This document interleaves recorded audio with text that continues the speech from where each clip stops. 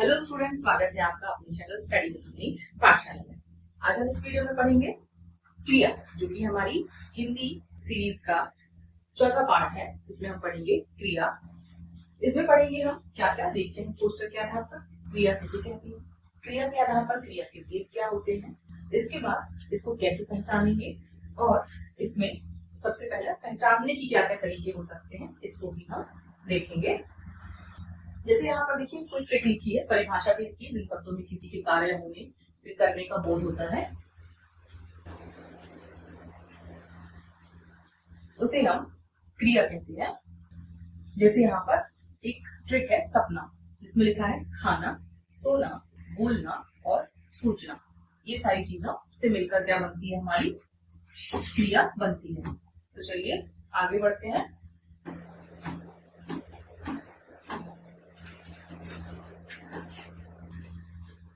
अब देखते हैं व्याकरण के आधार पर क्रिया। व्याकरण के आधार पर वह आधार है जिसके बिना कोई भी वाक्य पूरा नहीं हो सकता। मतलब कोई भी वाक्य है जिसको हम बोल रहे हैं, यदि उसमें किसी काम के करने का बोध नहीं होगा तो वो वाक्य कैसे कंप्लीट होगा।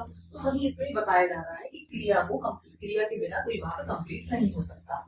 सरल शब्दों में क्रिया का अर्थ होता है क्या, काम। ठीक है, अब इस पोस्टर के माध्यम से आप यहाँ पर देखें, आगे हम और क्या पढ़ेंगे, क्रिया की परिभाषा, इसके बाद क्रिया मूलतः बनता कहाँ से है और उसको कैसे एक्सपेंड करते हैं उसको देखें। तो व्याकरण के आधार पर जिसके बिना कोई भी वाक्य पूरा नहीं हो सकता है, सरल शब्दों में क्रिया का अर्थ क्या है, काम।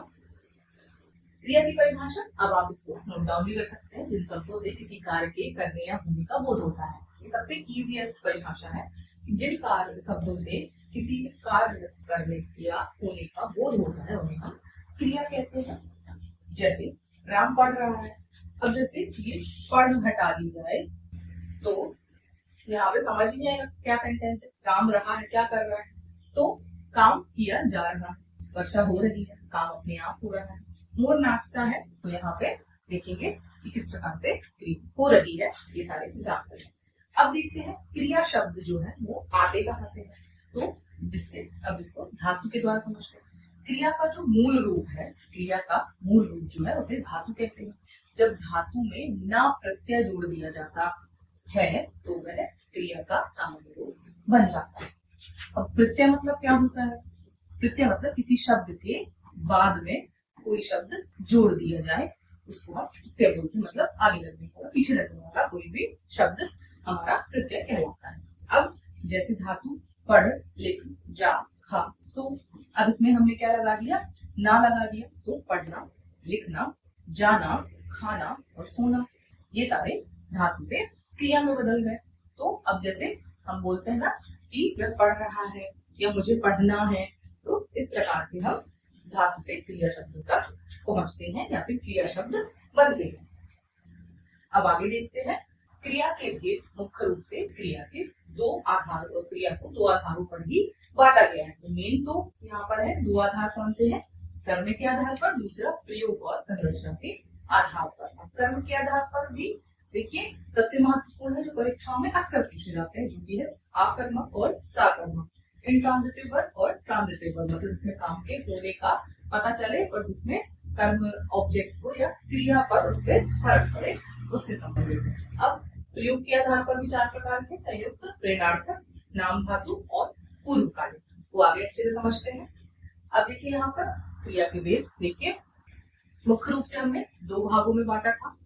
कर्म के आधार पर, पीछे भी हमने बताया कि सबसे महत्वपूर्ण भेद है जो परीक्षाओं में अक्सर आते हैं हमारे, कौन से, कर्म के आधार वाले। पहला आकर्मक, दूसरा है सकर्मक। अब आकर्मक की डेफिनेशन देखते हैं, जिस क्रिया का फल सीधे कर्ता पर पड़ता है और इसमें कर्म नहीं होता है ना। आकर्मक क्रिया नाम से ही स्पष्ट हो रही है, जिसमें काम के करने का बोध नहीं समझ में आ रहा, लेकिन सब्जेक्ट मतलब जो कर्ता होगा सिर्फ उसका ही पता चल रहा होगा यहाँ पे, है ना। जैसे इसकी पहचान क्या होगी, क्या किसको पूछने पर उत्तर नहीं मिलता। समझ पा रहे हैं, यदि हम उस प्रश्न को प्रश्न में पूछेंगे क्या या किसको या कौन, इस प्रकार के भी शब्द या प्रश्न उठाते हैं, हमें उत्तर नहीं मिलेगा। अब इसको भी मैं बताती हूँ कैसे। जैसे उदाहरण है, बच्चा रोता है, तो बच्चा रोता है तो क्या रोता है, कोई उत्तर मिलेगा क्या इसका? नहीं मिलेगा, कोई उत्तर नहीं मिलेगा। अन्य उदाहरण जैसे दौड़ना, तो क्या दौड़ता है? सोना, क्या सोता है? हंसना, क्या हंसता है? तो इन सब चीजों को कोई उत्तर नहीं है, तो ये क्या हो जाती है हमारी अकर्मक। देखते हैं सकर्मक क्रिया। जिस क्रिया में कर्म ऑब्जेक्ट होता है और क्रिया का फल कर्म पर पड़ता है ना। जिस क्रिया में क्या हो, कर्म हो रहा हो और क्रिया का फल कहाँ पड़ रहा हो, कर्म में पड़ रहा हो। पहचान के साथ क्या या किसको लगाने पर उत्तर मिलता है। अकर्मक में क्या था, उत्तर नहीं मिल रहा था, सकर्मक में उत्तर मिल रहा है। उदाहरण, राम आम खाता है, तो उत्तर हमें मिलेगा। जैसे प्रश्न करते हैं राम क्या खाता है, तो उत्तर क्या मिलेगा हमें, राम आम खाता है। तो हम उत्तर मिला, अर्थात सकर्मक क्रिया हो रही है। हाँ, तो यह इसका उदाहरण मिलेगा। अन्य उदाहरण, राम किताब पढ़ता है ना। तो राम किताब पढ़ता है, तो राम क्या पढ़ता है, किताब पढ़ता है। राम पत्र लिखता है, तो राम क्या लिखता है, पत्र लिखता है। ठीक है। सुरेश पानी पीता है, तो सुरेश क्या पीता है, पानी पीता है। अब सुरेश पीता है बस लिखा जाए तो नहीं हो सकता, हमें उत्तर थोड़ी मिलेगा क्या पी रहा है। ऐसा हम प्रश्न जब करेंगे तो हमें कोई उत्तर नहीं मिलेगा। इसलिए आप इन चीजों के डिफरेंस समझ पाएंगे। अकर्मक में जब भी हम क्या, किसको, इस प्रकार के प्रश्न पूछेंगे, आपने पहले सेंटेंस देखा, सेंटेंस जैसे ये था, बच्चा रोता है, हम प्रश्न पूछ लेंगे, स्वयं से भी पूछ लेंगे बच्चा क्या रोता है, हमें उत्तर यदि मिलता है बिल्कुल साकर्मक या अकर्मक मुझे साकर्मक मुझे दी जाएगी। यदि उत्तर नहीं मिलता है तो वो अकर्मक में ही रह जाएगा। इस चीज का विशेष ध्यान दें। और साकर्मक में यदि हमें प्रश्न का उत्तर मिल रहा है तो वो सकर्मक हो जाएगा। आगे बढ़ते हैं। जैसा कि दूसरा प्रकार हमने देखा था, प्रयोग और संरचना के आधार पर भी 4 भेद होते हैं। संयुक्त क्रिया, प्रेरणाधार क्रिया और नाम धातु और पूर्वकालिक क्रिया। अब इसको हम समझते हैं और अच्छे से डेफिनेशन के साथ। पहला, संयुक्त क्रिया, जब 2 क्रियाएं मिलकर एक ही कार्य पूरा करती हैं। जैसे वह घर पहुंच गया। प्रेरणार्थक क्रिया, जब कर्ता खुद काम न करके किसी और को काम करने की प्रेरणा देता है। जैसे मालिक नौकर से सफाई करवाता है ना। यहाँ पर एक काम नहीं कर रहा, 2 लोग मतलब एक किसी को बोल रहा है, वो काम कर रहा है, तो प्रेरणा दी उसने, है ना। अब नाम धातु, जो क्रिया संज्ञा या विशेषण से बनती है, जो क्रिया संज्ञा या विशेषण से बनती है, उनको हम नाम धातु बोलते हैं। जैसे हाथ से हथियाना, बात से बतियाना, मतलब यहाँ पर बढ़ा चढ़ाकर जो चीजें बोली जाती है उसको नाम धातु को बोल सकते हैं। पूर्वकालिक क्रिया, जब एक क्रिया समाप्त हो रही हो और दूसरी क्रिया शुरू हो रही है।